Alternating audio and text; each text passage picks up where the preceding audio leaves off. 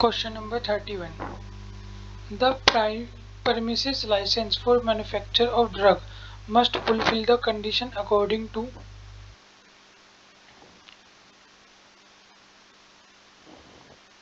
जो परमिशन होती है लाइसेंस की मैन्युफैक्चर जो ड्रग मैन्युफैक्चर होता है उसे कंडीशन कुछ फुलफिल करनी पड़ती है। वो किस शेड्यूल के अंदर होती है?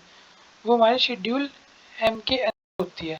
अब हम एक बार देख लेते हैं जितने भी शेड्यूल है।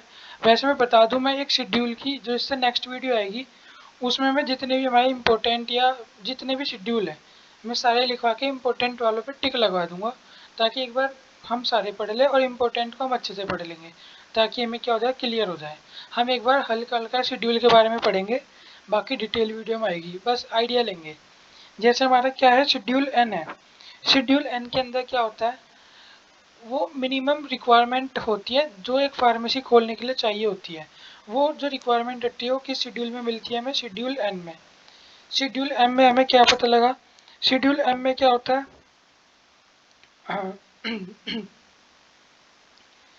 जो किसी, जैसे एन के अंदर तो फार्मेसी खोलने के लिए चाहिए होती है, एम के अंदर कोई भी हमें मैन्युफैक्चरर स्टोर या बड़ी वो खोलनी है फर्म, उसके लिए जैसे ड्रग मैन्युफैक्चरिंग के लिए चाहिए तो हमें किसे मिल जाएगी? शेड्यूल एम में मिल जाएगी। इसी तरह जो शेड्यूल ओ होता है उसके अंदर क्या होते हैं? स्टैंडर्ड होते हैं। जो डिसइंफेक्टेंट फ्लूइड है ना, उनका क्या स्टैंडर्ड होना चाहिए, कितने हार्ड हो वो, कितने मतलब कितने हार्श होने चाहिए। ऐसा नहीं कि कोई फिनाइल या हार्पिक वगैरह है, डिसइंफेक्टेंट है, वो इतना ज़्यादा हार्ड दे दे कि गलती से किसी के हाथ पे लग के वो HCl या H2SO4 ये जैसे कंसनट्रेटेड एसिड होते हैं ऐसा बना दे। तो ऐसी जो चीज़ है इतनी हार्श भी नहीं रख सकते, तो उन्हें रेगुलेट करने के लिए हम पे क्या है, शेड्यूल ओ। जो डिसइंफेक्टेंट है उनकी कितनी, उनका क्राइटेरिया किस तरह का होना चाहिए, उसके लिए हमारा शेड्यूल ओ बना है। इसी तरह से शेड्यूल एक्स है, ये क्या होता है? ये लिस्ट होती है उन ड्रग की जिनके इंपोर्ट पे, मैन्युफैक्चर पे, उनकी सेल पे, उनके लेबलिंग पे, ये किसका मतलब किसके अंडर में होती है? गवर्नमेंट के अंडर में होती है। ये कह सकते हैं गवर्नमेंट का क्या होता है, इन पे अधिकार होता है। नेक्स्ट क्वेश्चन, हमने सारे एक बार पढ़ लिया है, जो चाहे इन्हें लिख सकता है। अगर मैं ये बार बार शेड्यूल आएंगे हमारे, मैं बार बार इन्हें बोलूँगा, आप या तो अगर मेरी बात फास्ट लगे तो स्लो कर लेना, और अगर स्लो लगे तो थोड़ा फास्ट कर लेना। वैसे तो इसमें आप हल्की सी स्लो करके नॉर्मल पे देखना पड़ेगा, और आप इन्हें ध्यान से सुनिए ये बात। नेक्स्ट वीडियो में मैं सारे शेड्यूल लाऊंगा लिख के, या मैं इन सारे शेड्यूल एक जगह लाऊंगा, वहाँ फिर हम इसे एक्सप्लेन करेंगे तो मैं याद हो जाएंगे। तो मैं अभी यही सलाह दूंगा कि अभी लिखने की ज़रूरत नहीं है शेड्यूल, तो बाकी चीज़ लिख लेना अपनी कॉपी में जो नोट्स बना रहा है। शेड्यूल मत लिखना, शेड्यूल नेक्स्ट क्लास में लिखना। सारे होंगे, हम उन्हें आपस में कुछ रिलेशन करके भी पढ़ेंगे, ईजिली याद हो जाएगा। याद करवाने की गारंटी मेरी है शेड्यूल्स की। नेक्स्ट क्वेश्चन पढ़ते हैं हम।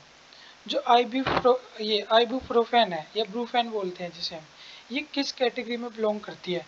शेड्यूल एक्स में, शेड्यूल जी में, शेड्यूल एच में, शेड्यूल बी में। देखो हमने शेड्यूल एक्स तो अभी पढ़ा। शेड्यूल एक्स क्या होते हैं? वो ड्रग जिनके इम्पोर्ट, मैन्युफैक्चर ये सब सरकार के अंडर में होंगे। ब्रूफेन के लिए सरकार से परमिशन थोड़ी ना लेके आते हम, या जो हमारा केमिस्ट है स्पेशली अगर उसने 4 गोली खरीदी स्पेशल सरकार से परमिशन नहीं लेता इसकी, वो तो शेड्यूल एक्स तो नहीं होता। शेड्यूल जी क्या होता है हमारा?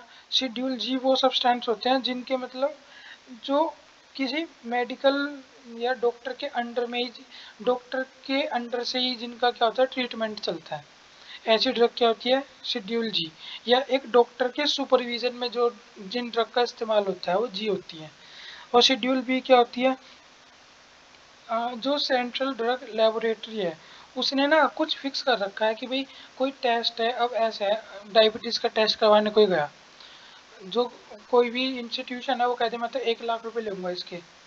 अब उसे उसे कौन मना कर दे? वो प्राइवेट कम जो वो है कोई भी फर्म है, कहे मैं तो 1 लाख रुपए लूँगा, मैं नहीं कर रहा इससे सस्ते में, तो उनके ऊपर भी कुछ हमें नकेल कसनी थी। इसलिए शेड्यूल बी बनाया। ये क्या करता है? ये रेट फिक्स कर देता है या एनालाइज करता है रेट का।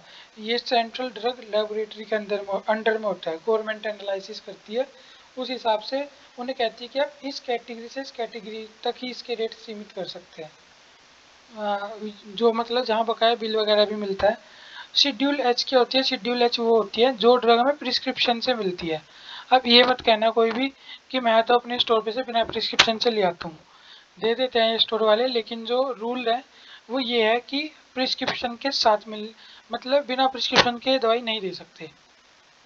ये कह रहे हैं जो चेयरमैन होते हैं किसके, DTAB के, वो मतलब जो चेयरमैन है DTAB के, वो क्या है, वो किस उनकी पोस्ट क्या है। जो चेयरमैन होते हैं डायरेक्टर जनरल हेल्थ सर्विसेज। और DTAB क्या होता है, DTAB की भी हमें फुल फॉर्म पता होनी चाहिए। इसका क्या होता है, ड्रग, D से ड्रग, T से टेस्टिंग, A से एडवाइजरी, B से बोर्ड। मैं दोबारा बोल रहा हूँ, ड्रग टेस्टिंग एडवाइजरी बोर्ड। आज हमारे पास स्पेस है तो आज हम लिख नहीं रहे, अब एक तो लिख ही दूँ, इतने दिन से स्पेस नहीं मिल रहा था, आज तो मिला ही है। ड्रग टेस्टिंग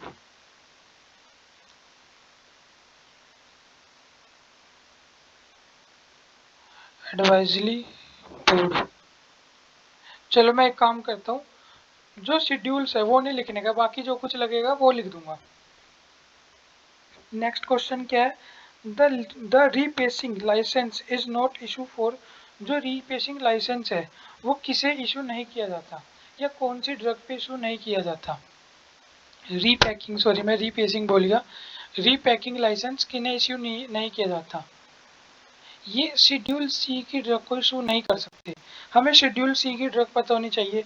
शेड्यूल सी की बायोलॉजिकल वो बायोलॉजिकल ड्रग्स होती है जिनके इंपोर्ट में, सेल में, वही मैन्युफैक्चर में, डिस्ट्रीब्यूशन में किसकी मतलब किसके अंडर में होती है, गवर्नमेंट के स्पेशल प्रोविजन के अंडर में चलती है।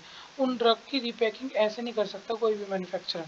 जो शेड्यूल जी है, जो मतलब एक मेडिकल मेडिकल प्रैक्टिशनर होता है, RMP होता है, उसके अंडर में हो सकती है, तो उनकी रिपैकिंग हो सकती है। जो शेड्यूल ई की ड्रग होती है, ये पॉइजनस सब्सटेंस होते हैं जो आयुर्वेदिक के और यूनानी के अंदर आते हैं। सॉरी, शेड्यूल ई के जो होते हैं वो होते हैं एलोपैथिक वाले पॉइजन, और शेड्यूल E1 के कहाँ होते हैं, E1 वाले होते हैं आयुर्वेदिक और यूनानी वाले पॉइजन्स।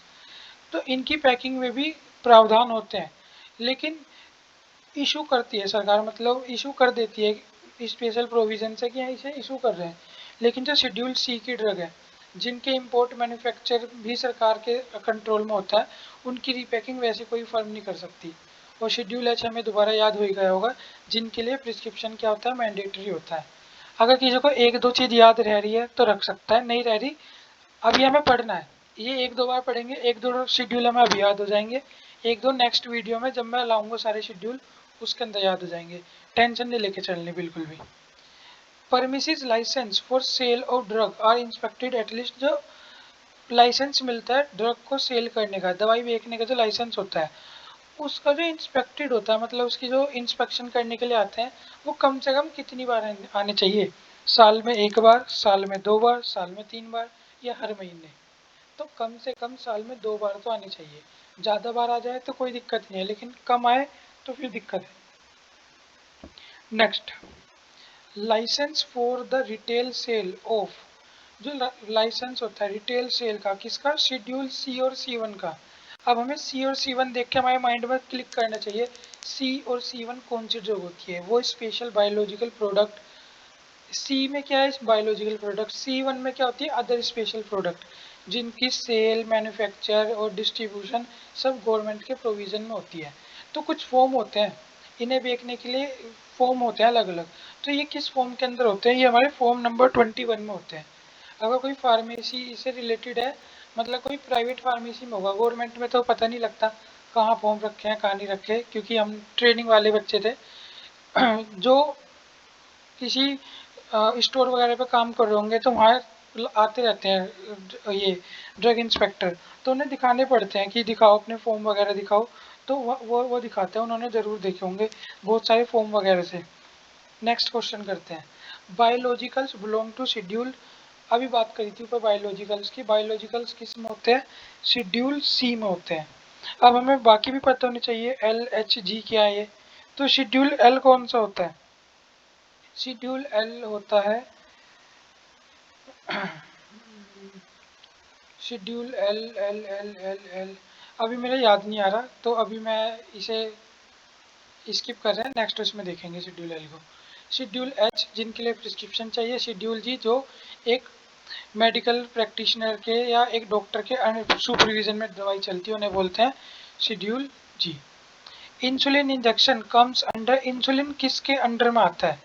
जो हमारा इंसुलिन इंजेक्शन है ये आता है हमारे जी वाले, मतलब एक डॉक्टर के अंडर में, उसके सुपरविजन में। वो निर्धारित करता है कि किस इंसान को कितनी डोज इंसुलिन की देनी है।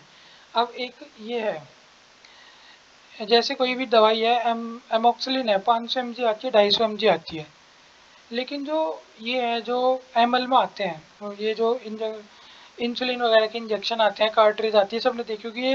ये एमएल डॉक्टर सेट करता है। इनके पीछे ना एक मोटर वो होता है, एक सर्कल टाइप होता है, जिससे डॉक्टर सेट करता है कि आपको इतने पे सेट करके इतना ही लेना है इंजेक्शन। ये एमएल वाइज आता है, ये उस एमएल का भी इतना हिस्सा लेना है। तो ये डॉक्टर के सुपरविजन में होता है। ये शेड्यूल किस में आ जाती है? हमारी जी में। शेड्यूल पी में कौन सी ड्रग आती है? शेड्यूल पी में हर ड्रग का लाइफ पीरियड आता है। शेड्यूल एक्स हमने पढ़ लिया। शेड्यूल एक्स वो वाली दवाई होती है जिनके इंपोर्ट, मैन्युफैक्चर, पैकिंग और ये सब क्या है, सुपरविजन में होते हैं सरकार के। हमें कई बार एक जैसी सी भी लग सकती है कुछ ड्रग कि सब में सुपरविजन आ रहा है सरकार का, तो इनमें अंतर है। जो अंतर है मैं बताऊंगा नेक्स्ट क्लास में, एक्सप्लेन अभी ज़्यादा नहीं कर रहा, अभी हमें हल्का सा आइडिया होना चाहिए। शेड्यूल एक्स वो होती हैं जो दिमाग वगैरह की दवाइयाँ होती है, एल्प्राजोलम वगैरह, ये भी शेड्यूल एक्स में आ जाती है, H1 में भी आती है ये वैसे। एक शेड्यूल पी पढ़ लिया हमने, जी पढ़ लिया, एक्स पढ़ लिया। एक ए होता है, ये ए कुछ नहीं होता, परफॉर्म होता है एप्लीकेशन का, लाइसेंस का। लाइसेंस है इशू करना, इसका मेमोरेंडम, ये सब कहाँ होता है? ए के अंदर। कागजी कार्रवाई सारी ए में होती है। इसी तरह list of minimum requirement for retail pharmacy is given in schedule. अगर रिटेल फार्मेसी की हमें वो देखनी है कि कितनी मिनिमम वो होनी चाहिए, वो किस में होती है? एन में। अभी 2 मिनट पहले सबसे पहले ही क्वेश्चन था मेरे ख्याल से एम वाला। एम में हमने पढ़ा था कि अगर कोई ड्रग मैन्युफैक्चर करना चाह रहा है तो वो शेड्यूल एम के हिसाब से जाएगा। कोई अपनी फार्मेसी खोलना चाह रहा है, शेड्यूल एन के हिसाब से जाएगा। बायोलॉजिकल प्रोडक्ट शेड्यूल सी में आते हैं। और आर के अंदर क्या आती है? कॉन्ट्रासेप्टिव डिवाइस होती है, जो मैकेनिकल कॉन्ट्रासेप्टिव डिवाइस होती है। कॉपर-टी हुई, आईयूसीडी हुई, ये कहाँ आती है? हमारी शेड्यूल आर में आती है। मेरे ख्याल से एक दो अक्षर तो समझ आ ही रहा होगा। जैसे शेड्यूल सी बायोलॉजिकल प्रोडक्ट है, एम फार्मेसी की नीड होती है, फार्मेसी खोलने के लिए क्या रिक्वायरमेंट है। एन का मतलब तो फार्मेसी के लिए हो गया, एम का मतलब किसके लिए होता है? जो मैन्युफैक्चरर होते हैं उनके लिए, या फैक्ट्री खोलने के लिए। फैक्ट्री के लिए कर देता है नॉर्मली यूज। अगला क्या है? Standards of mechanical contraceptive are given in schedule. जो अभी हमने अगले ऑप्शन में पढ़ लिया, इससे पहले वाले में आर का। ये क्या है? जो कॉन्ट्रासेप्टिव होते हैं, उन मैकेनिकल कॉन्ट्रासेप्टिव होते हैं, इसके स्टैंडर्ड कौन से शेड्यूल में होते हैं? अभी आर शेड्यूल ही बताया था, आर हो गया। पी हमने अभी 2 मिनट पहले ही पढ़ा है कि लाइफ पीरियड वाला होता है, ये रहा 38 में पढ़ा है। ये 38 वाले में पी पढ़ा था ना। जो शेड्यूल एस होता है, ये कहाँ होता है? हमारा जो कॉस्मेटिक प्रोडक्ट होते हैं उनके क्या स्टैंडर्ड्स होने चाहिए। ऐसे नहीं है फेयर एंड लवली में इतना ज़्यादा, अगर वो कुछ कैलामाइन वगैरह डाल रहे हैं तो बस हाथ लगाती फर्श से भी ज़्यादा चिकना बना दिया, या मतलब इतने ज़्यादा चीज़ भर दी कि वो कॉस्मेटिक से ज़्यादा उल्टा टॉक्सिसिटी देने लगी एक मात्रा से ऊपर जाने में, या उसकी स्मेल थी, लोग बेहोश होकर गिरने लगे, इतना भयंकर भर दिया। तो उसके रेगुलेशन में होती है शेड्यूल एस हमारा। जो हमारा शेड्यूल क्यों होता है, वो क्या होता है? ये होता है कि जो मतलब कुछ जो प्रोडक्ट होते हैं ना हमारे, उसके अंदर कोल टार कलर वगैरह होते हैं, वो कितनी परमिशन में दे सकते हैं हमको। जो कॉस्मेटिक प्रोडक्ट है, इसके अंदर कुछ ऐसे सब्सटेंस होते हैं, कोल तार वगैरह, चारकोल वगैरह, वो कितने अमाउंट तक ही परमिटेड है, क्योंकि स्किन वगैरह पे लगाए जाते हैं। और जैसे लिपस्टिक होठ पे लगाते हैं, हमारी बॉडी के अंदर भी जाती है। तो कितनी क्वांटिटी तक ही डालनी है, इससे ज़्यादा डालेंगे तो सीधी सी बात है बॉडी को इफेक्ट तो करेगी। तो उसका प्रावधान होता है इसके अंदर। हम कोशिश कर रहे हैं सारे शेड्यूल वैसे रिवाइज करने की। बाकी जो हम शेड्यूल है अपने एक अलग क्लास से भी पढ़ेंगे। हाँ, नेक्स्ट क्वेश्चन ये क्या है? List of drug which can be marketed under generic name only is given in schedule। ये कह रहा है वो ड्रग जो मार्केटेड हो सकती है सिर्फ जेनरिक नेम्स में, वो किस में आती है? शेड्यूल एक्स हमें पता है, ये तो इसमें तो नहीं आएंगी। शेड्यूल एक्स वाली ड्रग वो ही है जिनके मैन्युफैक्चर कंट्रोल वगैरह में सरकार का हाथ होता है। जो हमारा अगला होता है शेड्यूल डब्ल्यू, इसके अंदर कौन सी ड्रग आती है? वो ड्रग जो क्या है जेनरिक नेम से ही बिकेंगी सिर्फ, वो वाली ड्रग किसके अंदर आ जाती है हमारी, इसके अंदर शेड्यूल डब्ल्यू के अंदर। बहुत सारी ड्रग है जो सिर्फ जेनरिक नेम से ही बिकती है। जैसे सिप्ला की बहुत सारी मेडिसिन है वो जेनरिक में आ चुकी है।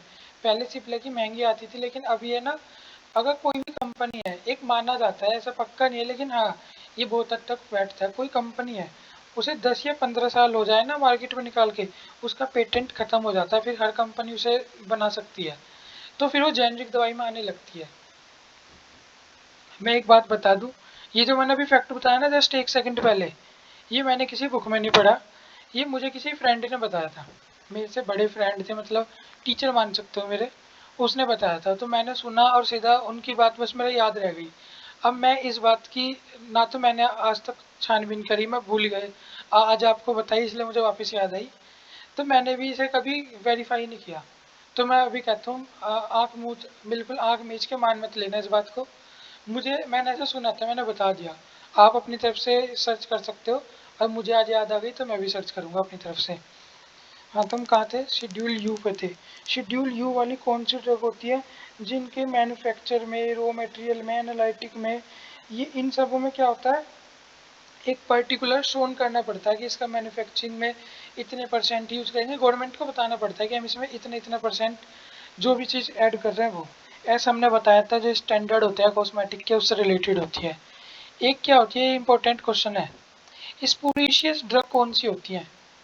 जितनी भी इमिटेशन वाली ड्रग होती है, सब्स्टिट्यूट्स वाली ड्रग होती है, रिजेंबल ड्रग होती है, ये सब किसके अंदर आती है, स्पूरियस में। ये इतनी जल्दी अलाउ नहीं करते, और गवर्नमेंट भी इस पर सख्त है कि आप, मतलब एक ऑथेंटिक पर्सन ही सब्स्टिट्यूट प्रोवाइड कर सकता है, इंसान अपने मर्जी से नहीं ले सकता कि चल ये भी एनाल्जेसिक है, ये भी एनाल्जेसिक है, इसकी जगह ये ले लेता हूँ। हमें उसके एडवर्स इफेक्ट भी पता होने चाहिए, उस हिसाब से लेते हैं, तो हर कोई इंसान नहीं सब्स्टिट्यूट कर सकता।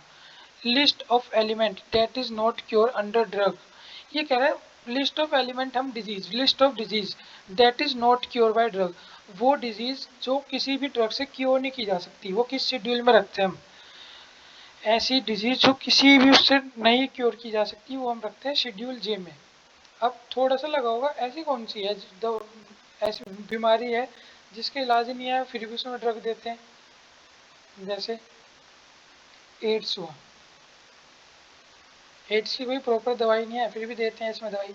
कोई ब्लाइंड पर्सन है, उसकी नीड के अकॉर्डिंग उसे भी कुछ दवाई दे देते हैं, लेकिन उससे वो ठीक थोड़ी ना हो जाएगा कभी भी, ऐसी ड्रग होती है। शेड्यूल जी जो एक डॉक्टर की प्रोविजन में होती है, schedule C biological product, schedule H जिनके लिए प्रिस्क्रिप्शन मैंडेटरी होता है। अब कुछ कुछ तो याद होने लगा होगा, मुझे इतनी तो उम्मीद है। The maximum punishment of imprisonment for a manufacture of spurious drug, ये वाली स्पूरियस देखो जिसकी हम बात कर रहे थे, ये ऐसे हर कोई नहीं कर सकता है, spurious drug which is likely to cause death. अब कोई इंसान है, मान लो किसी फार्मेसी में बैठा है, कोई ड्रग थी, मतलब एल्प्राजोलम थी, उसने कहा कि एक काम कर, एल्प्राजोलम तो मेरे पे नहीं है, नींद नींद की तो है, वो कोई और शेड्यूल एक्स की ड्रग उठा के दे दे उसे, मतलब है वो शेड्यूल एक्स की सेडेटिव से रिलेटेड है, लेकिन उसके और भी बहुत ज़्यादा माइनर और भी ज़्यादा कॉन्सिक्वेंसेज है, कैंसर वगैरह की दवाई उठा के दे दे, उसमें भी आती होंगी सेडेटिव, सीधी सी बात है, लेकिन वो कितनी हाई हो सकती है ये थोड़ी ना पता उस आदमी को, उसने ऐसी दे दी, तो वो आदमी है वो मर भी सकता है या मरने की कगार पे भी आ सकता है। तो ऐसे इंसान को क्या है, लगभग 5 साल की जेल, और ज्यूरी इसके अंदर जुर्माना बहुत भयंकर भयंकर है, 50,000, 1 लाख, 50,000, 1 लाख, बहुत चीज़ों पे जुर्माना है इस तरह का। एग्जाम्पल ऑफ शेड्यूल जी, जो शेड्यूल जी है इसका एग्जाम्पल क्या है, टेट्रासाइक्लिन नहीं, ये तो हम प्रिस्क्रिप्शन से ले सकते हैं, पैरासीटामोल ये भी ले सकते हैं, ब्रूफेन ये भी ले सकते हैं, लेकिन जो ग्लीबेनक्लामाइड है ये हम प्रिस्क्रिप्शन से, मतलब प्रिस्क्रिप्शन से तो ले ही सकते हैं, लेकिन डॉक्टर इसकी निर्धारित करता है किस तरह लेनी है, कैसे लेनी है, मतलब डॉक्टर के सुपरविजन में ली जाती है drug. Example of schedule x, schedule x का एग्जाम्पल कौन सा है, देखो एक्स का मैंने बता दिया दिमाग वाली होती है जो भयंकर वाली दवाई, जैसे नाइट्राजी पाम, सिप्रोफ्लॉक्सासिन एंटीबायोटिक है, एमिटिन, क्विनिन ये प्रिस्क्रिप्शन से ले लेते हैं, सिंपली है शेड्यूल एच के अंदर आ जाती है। अगला क्या, drug, samples from magistrate are sent for analysis. जो ड्रग सैंपल्स हैं जो मजिस्ट्रेट के द्वारा भेजे जाते हैं एनालिसिस के लिए, वो कहाँ भेजे जाते हैं?